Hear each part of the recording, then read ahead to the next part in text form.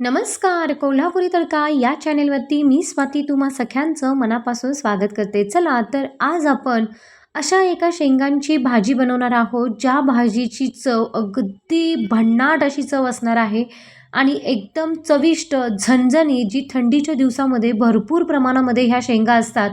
तर या शेंगांना लाल घेवड्याची शेंग अशी म्हणतात किंवा वालाची शेंग म्हणतात किंवा घेवडा असं तुम्ही काहीही याला नाव देऊ शकता. म्हणजे तुमच्या भागामध्ये या शेंगाला काय म्हणतात ते मला कमेंट करून नक्की सांगा.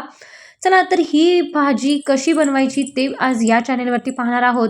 तर इथं मी हा शेंगांचा वेल लावला होता. त्याच्या सगळ्या मी शेंगा काय केलेल्या आहेत, काढून घेतलेल्या आहेत. बघू शकता जसे आपली घेवड्याची शेंग असते त्याच पद्धतीच्या ह्या शेंगा असतात. फक्त थोड्याशा जाडसर असतात आणि त्याची जी काठ आहेत म्हणजे देठं जी आहेत ती काय असतात, लालसर असतात. म्हणजे याला लाल घेवडा देखील असंही म्हणतात. चला तर मी इथं शेंगा तोडून घेतलेल्या आहेत. आता काय करूया, ह्यातल्या ज्या शेंगा आहेत त्या थोड्याशा कवळ्या देखील आहेत आणि थोड्याशा निबार म्हणजे आत बी झालेल्या पण बिया आहेत, म्हणजे शेंगा आहेत. तर मी या सगळ्या शेंगा काय करणार आहे, आता स्वच्छ पाण्याने काय केलेले आहे, धुवून घेतलेल्या आहेत. म्हणजे वरती जर काही त्याच्यावरती घाण असेल तर ती देखील निघून जाईल, याकरता मी शेंगा धुवून घेतलेल्या आहेत. आणि त्यानंतर आता आपण ह्या शेंगा काय करूया, पूर्ण सोलून घेऊयात. म्हणजे त्यातले बी जे आहेत ते बी पण काढून घेऊयात आणि काही ज्या कोवळ्या शेंगा आहेत त्या मोडून घ्यायच्या आहेत.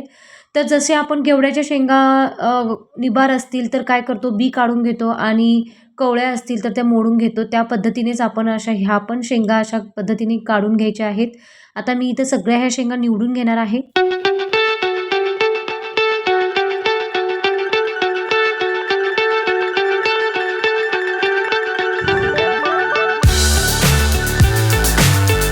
चला तर आता इथं मी बी वेगळे केलेले आहेत आणि कोवळ्या ज्या शेंगा आहेत त्याचे काय केलेले आहेत, बारीक बारीक असे कट करून घेतलेले आहे, बघू शकता.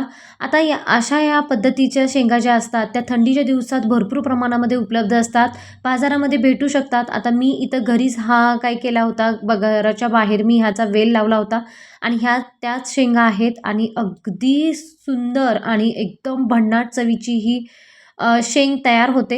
चला तर आता इथं काय केलेलं आहे, मी हे सगळं शेंगा सोलून घेतलेल्या आहेत. आता आपण भाजी बनवण्यासाठी तयार करूया. तर भाजी बनवण्यासाठी मी इथं ह्या दोन्ही ज्या बी आहेत आणि ज्या शेंगा आहेत कोवळ्या त्या सगळ्या मी एकत्र करणार आहे. आता काय केलं आहे, मी इथं एक भांडं घ्यायचं आहे आणि त्या भांड्यामध्ये ह्या सगळ्या शेंगा काढून घ्यायच्या. आता या भांड्यामध्ये ह्या शेंगा काढून घेतल्या की लगेचच यामध्ये आपण ज्या बी काढून घेतलं होतं ते देखील यामध्येच टाकणार आहोत. आता ह्या ज्या शेंगा आहेत त्या तुम्ही भाजून देखील करू शकता, म्हणजे भाजून किंवा उकडून देखील करू शकता. आता मी इथं ही जी भाजी बनवणार आहे ती उकडून करायची आहे. तर यामध्ये जेवढं आपण शेंगा आहे तेवढ्या प्रमाणामध्ये आपण पाणी घ्यायचं आहे, म्हणजे पाणी ओतायचं आणि जेवढ्या शेंगा आणि बी भिजतील इतपत आपल्याला हे पाणी ओतायचं आहे आणि थोडंसं किंचितसं मीठ टाकायचं आणि या ज्या शेंगा आहेत त्या आता आपण उकडून घ्यायच्या आहेत. आता ह्याच्यावरती एक झाकण ठेवून मी एक 10 मिनटं फक्त, लगेचच उकडू शकता, जास्त काही वेळ लागत नाही. म्हणजे ह्या ज्या शेंगा आहेत त्या मी शिजवून घेतलेल्या आहेत. आता बघू शकता मी ह्या शेंगा शिजवून घेतलेल्या आहेत आणि त्यानंतर तुम्ही एक चमचा घेऊन ह्या जे बी आहे ते थोडंसं हातानं फोडून बघायचं, म्हणजे बी शिजले आहे की नाही हे देखील कळेल. बघा आता लगेचच ह्या शेंगा लगेच फुटल्या जातात, म्हणजेच काय छान अशा उकडल्या गेलेल्या आहेत. आता आपण काय करूया, ह्याची भाजी बनवूया. तर भाजी बनवण्यासाठी गॅसवरती मी एक कढई ठेवलेली आहे. यामध्ये मोठे 2 चमचे तेल टाकायचं. आता तेल छान कडकडीत गरम झालं की त्यामध्ये लगेचच 1 चमचा जिरे टाकायचे आहेत आणि त्यानंतर मी एक मोठा कांदा बारीक अगदी कट करून घेतला होता, तो कांदा देखील आपण यामध्ये टाकायचा आहे. आता कांदा थोडासा भाजला गेला की लगेचच त्यामध्ये एक मोठा टोमॅटो टाकून घ्यायचा. आता टोमॅटो देखील आणि कांदा हे सगळं आपण काय करायचं, छान सोनेरी रंगावरती काय करायचं, परतवून घ्यायचं, म्हणजे भाजून घ्यायचं आहे. जशी आपण घेवड्याची शेंग वगैरे बनवतो त्याच पद्धतीची ही शेंग बनवायची आहे. चला तर आता आपण हे सगळं काय केलेलं आहे, कांदा आणि जो आपण टोमॅटो घेतला होता तो सगळा छान असा परतून घ्यायचा आणि त्यानंतर लगेचच आता आपण यामध्ये आणखीन काही पदार्थ टाकणार आहोत. तर त्यासाठी पहिल्यांदा आपण काय टाकायचं आहे, यामध्ये मी इथं घेतलेलं आहे लाल तिखट, जे चवीनुसार आपण घ्यायचं आहे, म्हणजे तिखटाच्या आवडीनुसार. त्यानंतर इथं आपण मीठ आणि साखर एक अर्धा चमचा, हळद एक अर्धा चमचा, हिंग अर्धा चमचा आणि धनेपूड अर्धा चमचा. तर इथं आपण लाल जी मिरची आहे त्याच्या व्यतिरिक्त हिरवी मिरची पण थोडीशी टाकू शकतो. त्याने देखील अतिशय भन्नाट चव येते. आणि त्यानंतर आपण इथं टाकलेलं आहे मीठ. तर मीठ आपण अगोदर शिजताना देखील टाकलं होतं. त्यामुळं थोडंसं किंचित चवीनुसारच मीठ टाकायचं आहे. आता जे काही आपण शेंगा आणि जे काही आपण शिजवून घेतलं होतं, त्यातलं थोडं काही पाणी राहिलं असेल तर ते गाळून घ्यायचं आणि त्यानंतर ह्या ज्या शेंगा आहेत ह्या मसाल्यामध्ये, म्हणजे जो मसाला आपण कांदा टोमॅटोचा मसाला जो काही भाजून घेतला होता त्यामध्ये सगळं हे मिश्रण टाकायचं आणि एकसारखं परतवून घ्यायचं आणि त्यानंतर शेंगदाण्याचं कूट किंवा तिळाचं कूट टाकू शकतो.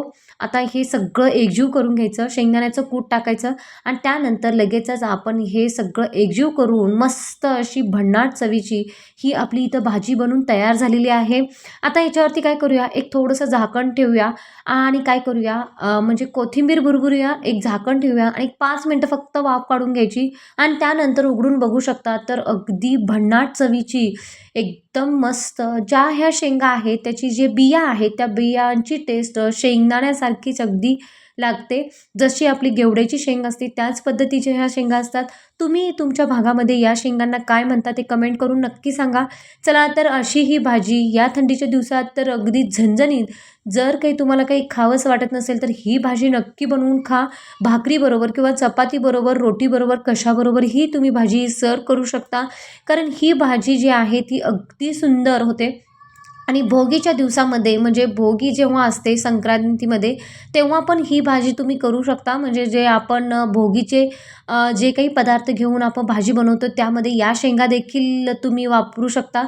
याला वालाच्या शेंगा देखील म्हणतात आणि अशी ही वालाची लाल घेवड्याची भाजी तुम्ही नक्की ट्राय करा आणि कमेंट करून सांगायला मात्र विसरू नका. चला तर अशी झणझणीत आणि एकदम चविष्ट आज ही भाजी आपण बनवलेली आहे. चला तर अजूनही कोल्हापुरी तडका या चॅनेलला सबस्क्राईब केलं नसेल तर लवकरात लवकर सबस्क्राईब करून घ्या आणि अशाच नवनवीन रेसिपींचा आस्वाद घ्या.